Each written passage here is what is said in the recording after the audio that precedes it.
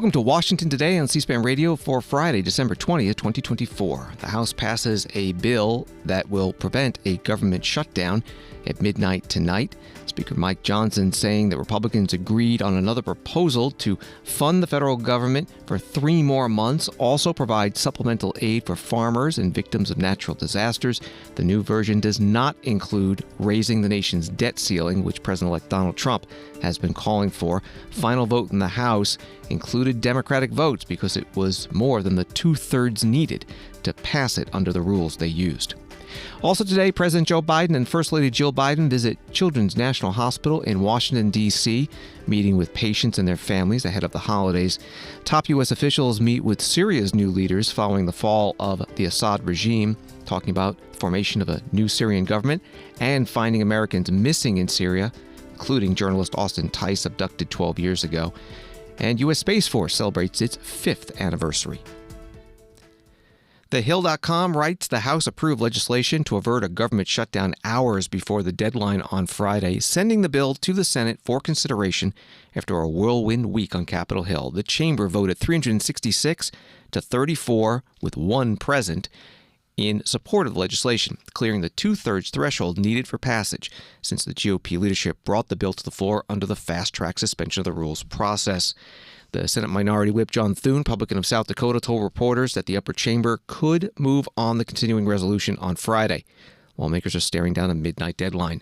The package, which Speaker Mike Johnson rolled out shortly before the vote, would fund the government at current levels through March 14th, extend the Farm Bill for 1 year, and appropriate billions of dollars in disaster relief and assistance for farmers. The legislation does not, however, include language to increase the debt limit, an 11th-hour demand from President-elect Trump that hurled a curveball into the sensitive government funding negotiations. In lieu of the debt ceiling hike, Republicans entered into an agreement to increase the borrowing limit by $1.5 trillion in exchange for $2.5 trillion in net cuts to spending, done through a reconciliation package in the next Congress, 2 sources told The Hill, and that was reporting from TheHill.com. Here is some of the House floor debate before that vote. Tom Cole, Republican of Oklahoma, chairs the Appropriations Committee. I rise today in support of H.R. 10545, the American Relief Act of 2025. This bill provides continuing appropriations to keep the government open and operating through March 14th of 2025. When the House Appropriations Committee began our process of drafting bills for fiscal year 2025, we knew we had to work quickly to put the House in the best position possible. To that end, we successfully reported all 12 of our annual appropriations bills out of committee and succeeded in passing 5 of them across the floor by the House by the end of July. Unfortunately, the House does not act on its own. And I'm sorry to say that whether we like it or not, our colleagues in the Senate have input into the process. To date, the Senate has yet to pass a single fiscal year 2025 appropriations bill across the floor. As time has gone on, we've reached the deadline of December 20th, meaning another extension is necessary. Today's bill extends government funding through March 14th, which will grant Congress the needed time to reach a final agreement on our FY25 spending bills. It will also give President-elect Trump an opportunity to participate in the process. Governing by continuing resolution, Mr. Speaker, is never ideal, but Congress has a responsibility to keep the government open and operating for the American people. The alternative, a government shutdown, would be devastating to our national defense and for our constituents and would be a grave mistake. Today's bill, Mr. Speaker, avoids such a self-inflicted error. Today's bill will also provide much-needed relief to Americans struggling to recover from recent natural disasters. This includes destruction in my own district, which faced tornadoes that ripped through Oklahoma, and it will especially provide support for communities ravaged by Hurricanes Helene and Milton. The devastation caused by these storms and other disasters is heartbreaking. Congress must act. In this bill, we will provide $100 billion in supplemental emergency disaster funding. This will provide the necessary disaster recovery aid for states and communities as our fellow citizens rebuild and restore. Finally, the bill also provides $10 billion in economic assistance for our farmers and ranchers. In the wake of many natural disasters and a difficult farm economy, our farmers and ranchers are in dire need of economic assistance. While there's still a long road ahead for recovery efforts and rebuilding, this aid will mark a vital step forward and will help preserve family farms and ranches across the country while also continuing to ensure food and agricultural security for our nation. For these reasons, Mr. Speaker, I urge all my colleagues to vote in support of H.R. 10545 today. Thank you, and I reserve the balance of my time. Congressman Tom Cole, Republican of Oklahoma, chairs the Appropriations Committee on the House floor before the House did vote to pass this bill. It got more than the two-thirds vote needed under the rules they were using. It meant that some Democrats did vote in favor. Elon Musk, the billionaire who is co-leading President-elect Donald Trump's Department of Government Efficiency, who had tweeted against a previous version of this government funding bill, also casting some doubt on this latest version, posting on his company X. So is this a Republican bill or a Democrat bill? More House debate. Here is Congresswoman Rosa DeLauro, Democrat from Connecticut, ranking member on the Appropriations Committee. Thank you, Mr. Speaker. I rise in opposition to this continuing resolution. We had a strong bipartisan and bicameral agreement among the leadership of both parties at both ends of the Capitol to avert a disastrous and pointless government shutdown, to provide desperately needed disaster aid and emergency assistance, and to provide Congress with the time required to enact full-year funding bills for fiscal year 2025, which is our responsibility. That bill was a result of a compromise. There were things in it Democrats liked and Republicans did not. There were things in it Republicans liked that Democrats would have preferred to leave out. But that is the nature of government funding bills. They require compromise, which we did, which we accomplished, and the support of Democrats and Republicans in the House and in the Senate in order to become the law of the land. That was true throughout the 118th Congress, despite Republicans' repeated and failed efforts to write extreme and partisan funding bills. And that will be true in the 119th Congress as well. We are on the cusp of an agreement to move this country forward. But 2 days ago, a multi-billionaire with apparently no working knowledge of our government or of appropriations, someone who is a self-appointed president of the United States, Elon Musk, issued a marching order for House Republicans to go against their own elected leadership. Shut down the government. Shut down the government. House Republicans are responsible for any harm and uncertainty brought upon the American people. And should some get their wish for a month-long government shutdown, they will be responsible for cleaning up their mess come Inauguration Day.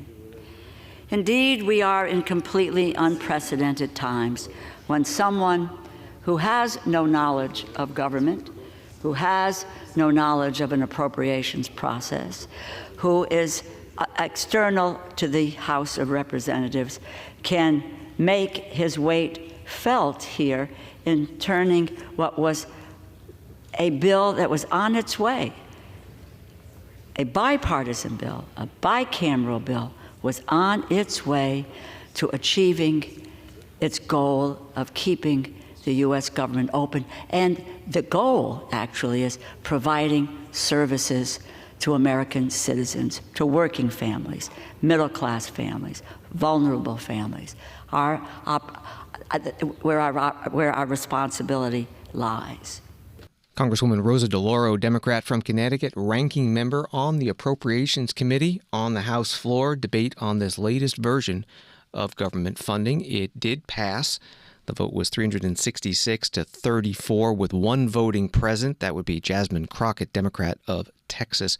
All 34 no votes coming from Republicans. C-SPAN's Capitol Hill producer, Craig Kaplan, posting today, House Democratic leadership have not urged their members to vote for or against the latest CR on the whip's floor notice. Yesterday, Democrats were urged by their leaders to vote against the revised CR, with all but 2 voting no. More floor debate. Here's Congressman Dan Muser, Republican from Pennsylvania. Mr. Speaker, I rise in support of the agreement reached between the 2 houses, the incoming Trump White House and the Republican-led United States House of Representatives. Mr. Speaker, CRs are not ideal. They are not preferred. But come the new year, we will begin a new era of regular order. As well, I expect we will be working in a concerted manner for the next 4 years, to borrow a phrase, make America great again. As we are all aware, the vacuum of leadership from the current White House has been filled already by the incoming White House. The Trump Doge team also proved to be consequential, Mr. Speaker, rooting out unnecessary provisions throughout this government funding process, streamlining bloated legislation and exposing it to the American people, which resulted in a better, leaner deal and a reduction of pages in the bill from 1,547 to 118. A huge reduction, all done in Trump time. This legislation delivers responsible disaster relief, targeted spending reductions, an agreement to address the debt ceiling, and avoids a government shutdown. Our work will reflect the will of the people to carry out the America First agenda. We must deliver results to show the American people that we are serious about correcting the course of our nation, and this bill is the first step in that direction. Thank you, Mr. Speaker. I yield back. Congressman Dan Muser, Republican from Pennsylvania, on the House floor before the House passed this bill, sending it to the Senate. Congressman Chip Roy, Republican of Texas, one of the no's on this bill, both yesterday's version and today, posting on X on this third funding CR, progress having been made on future cuts, debt ceiling notwithstanding, I must vote no. $110 billion unpaid for, extension of food stamps with no reform, gimmicks to pay for health extenders, break 72-hour rule, more of the same. More House debate with Congressman Frank Pallone, Democrat from New Jersey.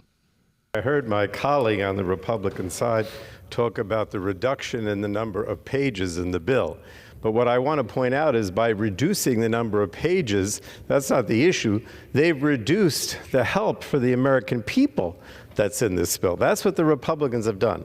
The beginning of the week, we had a bipartisan bill that provided critical relief for the American people. And from my perspective on the Energy and Commerce Committee, what we had done over the last year was hear from our constituents, had hearings, to hear about what was necessary to lower costs, to provide relief for people that, as you know, feel very strongly that prices are too high, that there's all kinds of problems with corporate interests and websites that are not protecting their interests, not protecting their privacy, soliciting all kinds of things with misinformation. Because we're the committee that deals primarily with health care, with consumer protection, with environmental concerns. And so what we did is we worked on a bipartisan basis to put together in this legislation proposals that would really make a difference from what we heard from our constituents around the country. Now, that's what's been taken out of this bill. And it's been taken out because one man, a billionaire, decided to tell my Republican colleagues that he did not want this bill. I'm not going to figure out why he doesn't want it, but obviously, you know, the types of things that I'm talking about are not the things that he would want in the bill. So what are we talking about here? What was taken out of this bill? Well, first, my colleague, the ranking member appropriations, mentioned pediatric cancer and rare disease therapies, research for cancer, for kids that are facing cancer problems, community health centers, teaching health centers to provide more primary care doctors.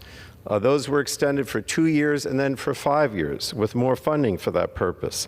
Prescription drug reforms. One of the biggest problems that we face right now is so-called PBMs, pharmaceutical benefit manufacturer. What they do, managers, what they do is, theoretically, they're supposed to work between, like, the insurer or the individual and the drug companies to reduce prices. But what they do instead is, because there's no transparency, what they actually do is pocket the money that they've negotiated, the savings that they've negotiated for themselves, rather than give it back to the consumer. And so what we did on the Energy and Commerce Committee, we said, no, we want reform of PBMs that basically is sort of a way of saying that they cannot, if they negotiate savings, that has to go back to the consumer to lower costs for prescription drugs, which is one of the biggest things that people are concerned now. Their health care, one of the biggest costs that they have in health care.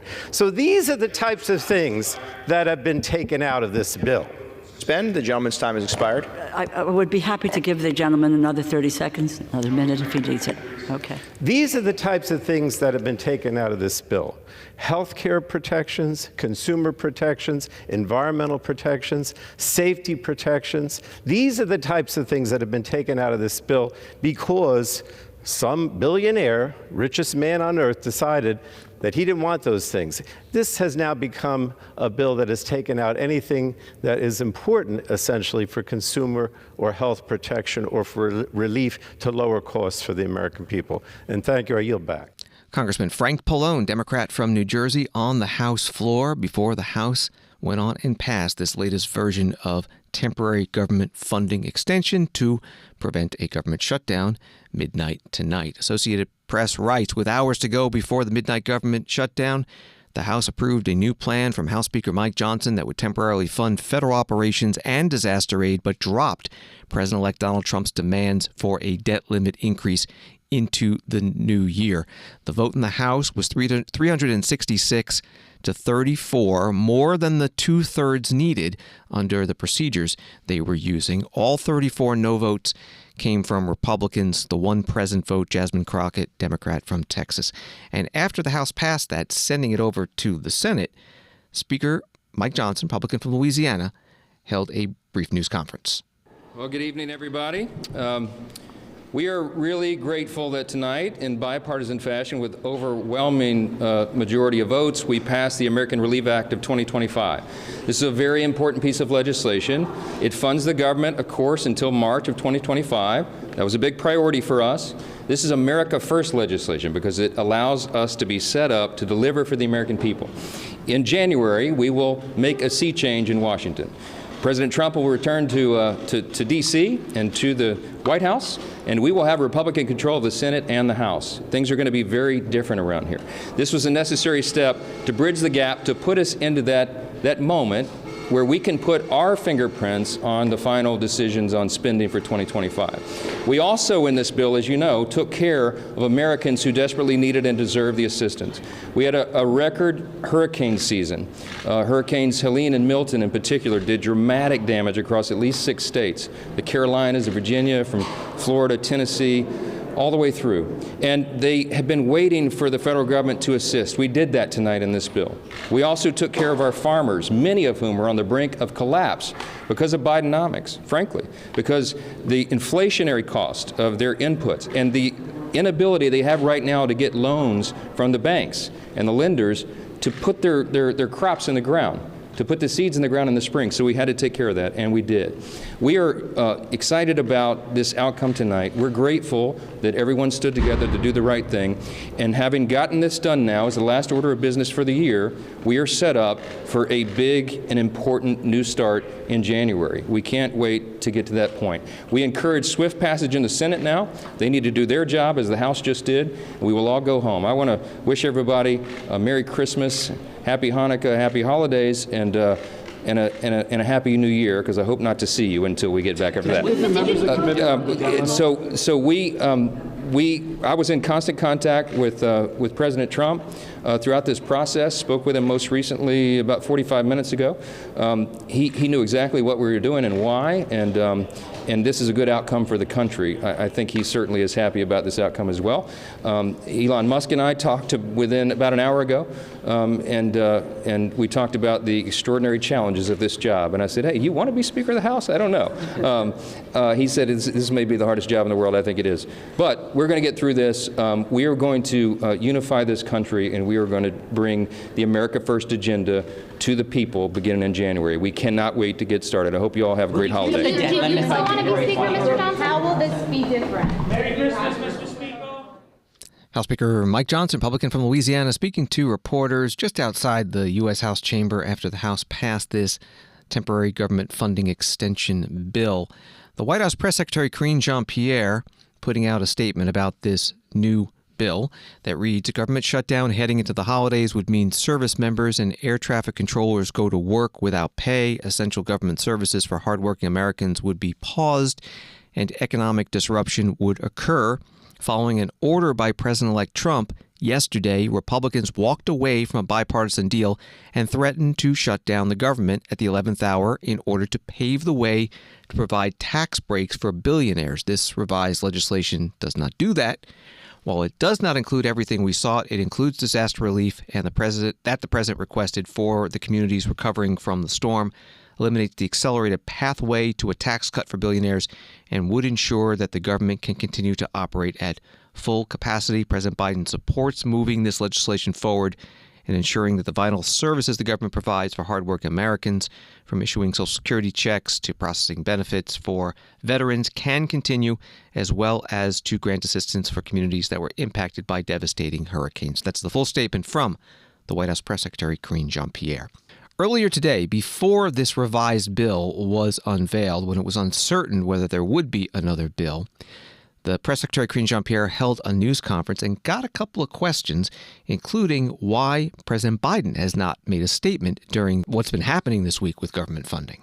Thanks, Karine. Why hasn't President Biden said anything in the public about this? Don't the American people deserve to know why millions of federal workers could enter this holiday period without a paycheck? Well, Americans need to know that Republicans are getting in the way here, and they are the ones who have created this mess. That's the reality. That's the fact. And the president, and let me just take a step back. This is not the first time we've been here. And the president has had this approach before. He understands how Congress works. He's been around for some time. He understands what strategy works here to get this done. So this is not the first time that I'm being asked this question about. He was in touch with the leader, the Democratic leaders on both the House and the Senate, Schumer and Jeffries. And his team is continuing to have that conversation. But this is the mess that was created by Speaker Johnson. He needs to fix this. That's what the American people need to be very clear about. Very clear. There was a bipartisan agreement, and he's not holding up his side of the bargain here. As the White House Press Secretary Karine Jean-Pierre, mid-afternoon before the House Republicans unveiled their latest version of government funding. The White House is supporting that, and the House has passed it. Another bit of sound, though, from Karine Jean-Pierre. She was asked about a post this morning by President-elect Donald Trump that reads, if there's going to be a shutdown of government, let it begin now under the Biden administration, not after January 20th under Trump. This is a Biden problem to solve, but if Republicans can help solve it, they will. And in response to President-elect Trump's statements this morning that this is a Biden problem, but if Republicans can help solve it, they will. I imagine you'll repeat some of what you just said, but in response to that. Congressional Republicans made their decision because of what the President-elect said at their direction, the direction of the President-elect, and the right direction of Elon Musk. There was a bipartisan deal on the table. They were moving forward. The Speaker agreed to do this, to move forward the bipartisan deal. And they stopped that because of what the President-elect said and what Elon Musk said. They wanted to clear a way for their billionaire friends, a tax cut, $5 trillion to the national debt, with tax cuts to billionaires, for billionaires. So that's the reality. You've all reported this. We've seen this. We saw what was being stated, what was being put out there by the President-elect and Elon Musk. There's no hiding from that. That's the reality. And so, we're talking about, this is not politics here. We're talking about the American people who need these programs, who need it. And so Political Playbook said, had to say what they had to say about this. Trump picked the fight. He picked the fight, and it was Trump. Well, with him and Elon Musk, who sank the bipartisan deal. That's what you all are reporting. You can't twist the facts or change history here. White House Press Secretary Karine Jean-Pierre at a mid-afternoon news conference. This is Washington Today. Again, later in the afternoon, House Republicans did unveil a revised version of government funding, including the $110 billion for disaster aid and aid to farmers. And this latest bill did not include an increase in the nation's debt limit, as the bill yesterday that failed had. Today's bill has passed the House, being sent over to the Senate. The White House says that the president supports it. The deadline for averting a government shutdown is midnight tonight. On Wall Street today, the Dow up 498, NASDAQ up 199, S&P up 63. New York Times writes that Federal Reserve officials are closely watching how inflation shapes up as they contemplate when and how much to cut interest rates in 2025. And the latest inflation data offers reasons for both wariness and hope. The central bank's preferred inflation measure climbed 2.4% in November from a year earlier, faster than its 2.3% rate in October, and notably quicker than the central bank's 2% target. That from the New York Times. And from ABC News, President Joe Biden's administration announced on Friday another $4.28 billion in student loan relief for nearly 55,000 public service workers. The announcement brings the total loan forgiveness by the Biden administration to, according to a fact sheet from the Education Department, approximately $180 billion for nearly 5 million Americans. And from AP, President Joe Biden and his wife, Jill, brought some holiday cheer to patients and families at a children's hospital in Washington. The President and First Lady on Friday made a traditional Christmas-time visit to Children's National Hospital. They visited privately with patients and their families for photos. Jill Biden read "'Twas the Night Before Christmas" to a larger group gathered in the hospital atrium, while the President played catch with a toddler. Hi, buddy.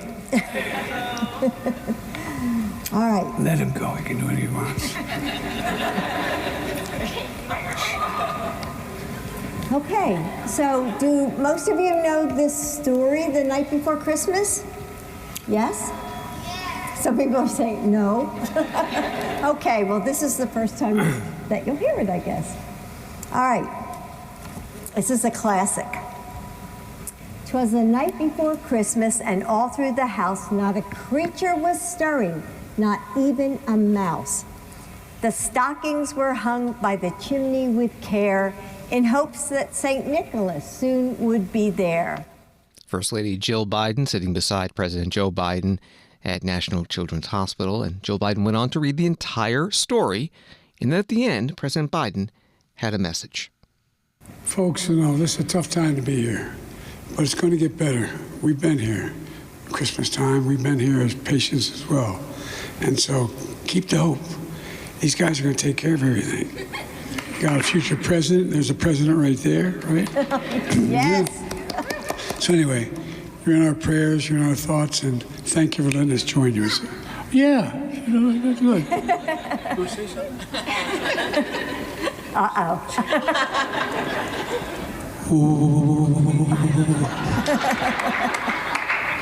Happy holidays. Happy holidays, everyone. President Joe Biden and First Lady Jill Biden at National Children's Hospital. AP writes the visit continued a tradition that dates back to Bess Truman of First Ladies visiting children who are too sick to leave the hospital for Christmas. Washington Today continues in a moment. Are you a nonfiction book lover looking for a new podcast? This holiday season, try listening to one of the many podcasts C-SPAN has to offer. On Q&A, you'll listen to interesting interviews with people and authors writing books on history and subjects that matter.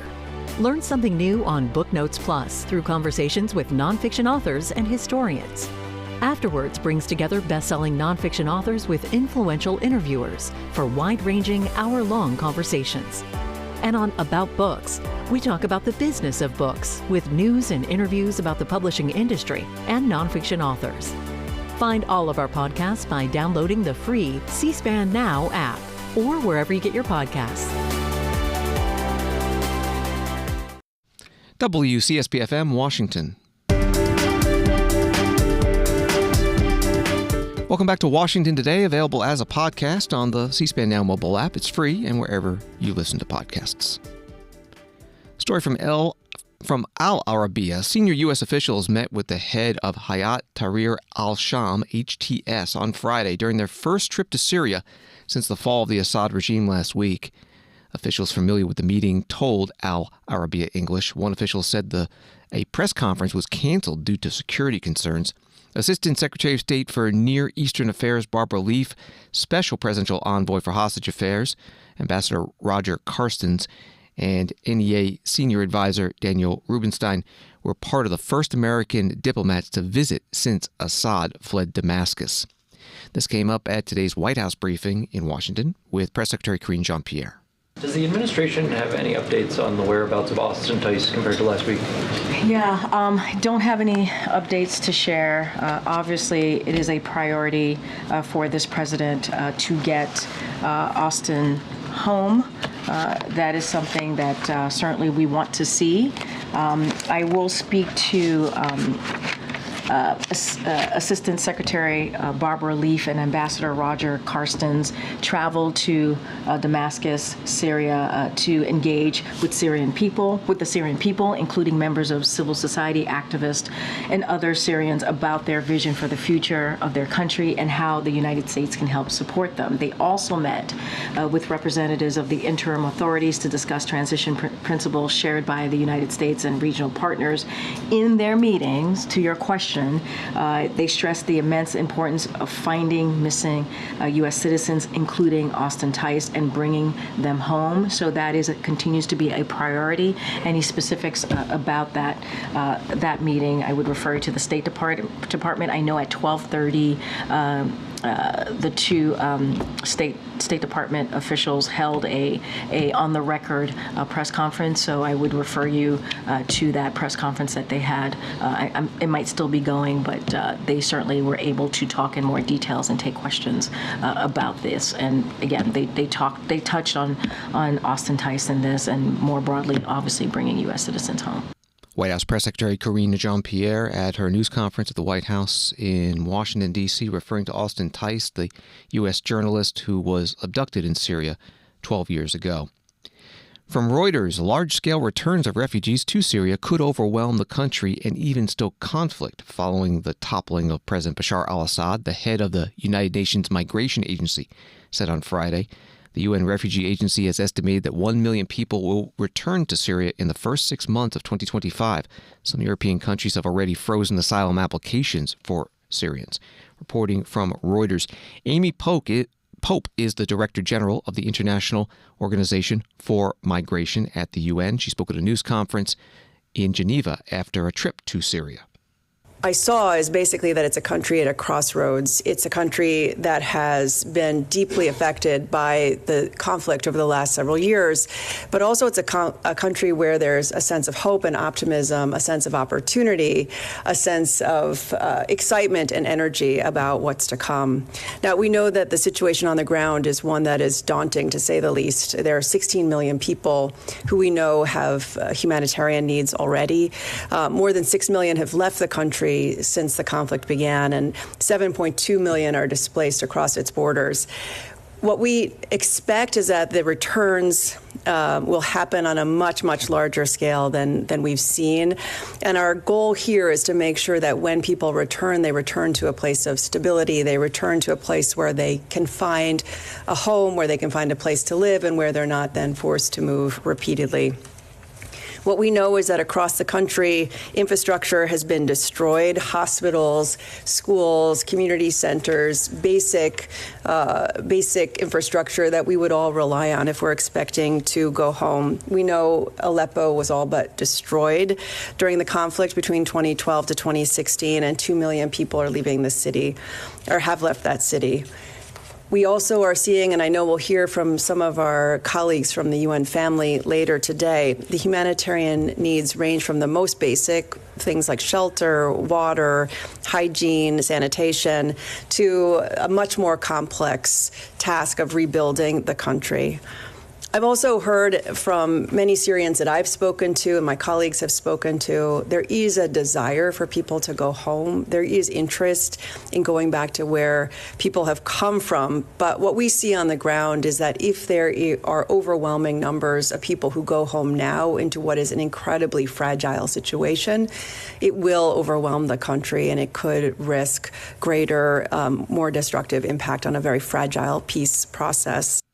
Amy Pope, Director General of the UN International Organization for Migration, at a news conference in Geneva. From Space.com, the U.S. Space Force celebrated its 5th anniversary today. The service was formally established on December 20th, 2019, when President Donald Trump signed into law the National Defense Authorization Act, the bill that allocates U.S. military spending each year. Since then, Space Force has grown to nearly 15,000 service members and civilian personnel. In its 5th year, Space Force has overseen astronaut launches from its facility at Florida's Cape Canaveral Space Force Station and has even seen one of its own active Guardians, as Space Force members are known, launch into space. That was from Space.com.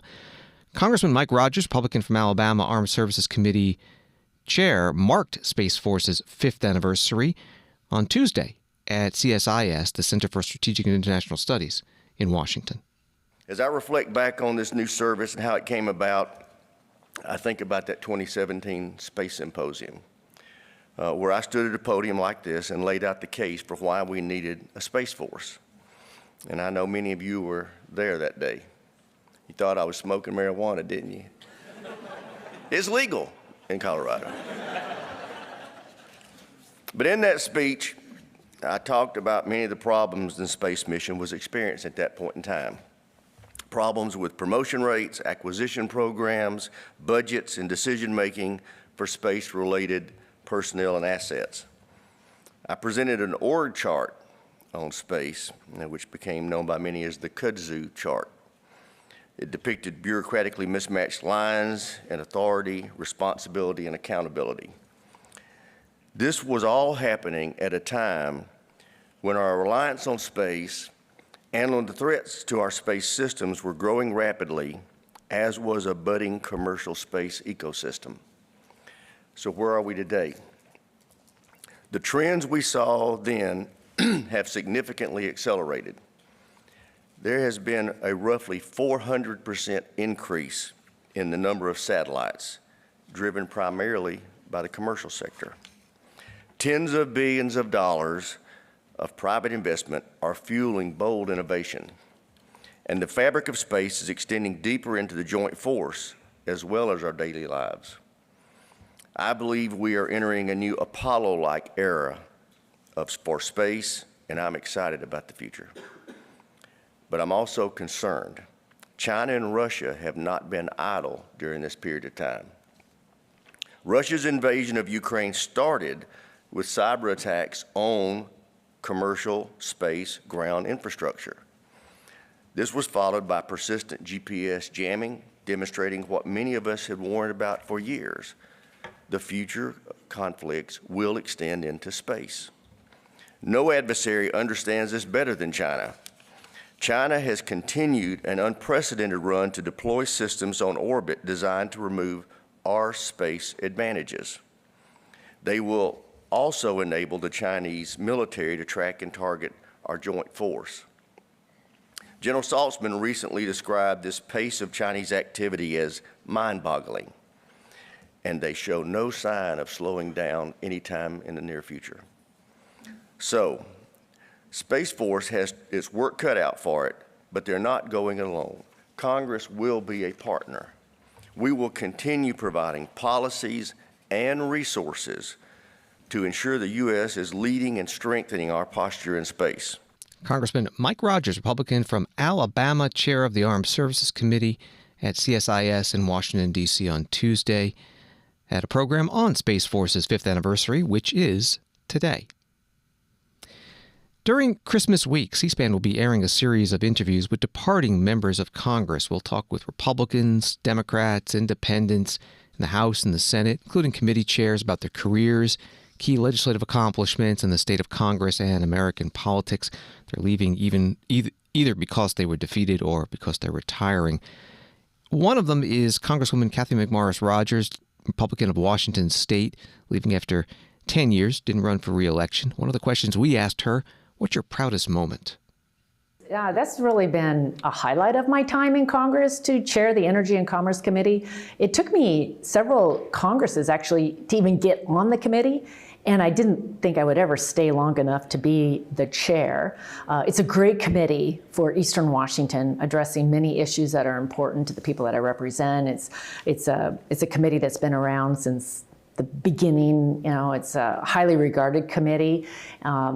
Issues around energy and healthcare and telecommunications and technology. And so I was just happy to get on the committee, and then to be the chair and to be the first woman to chair this committee was especially special for me.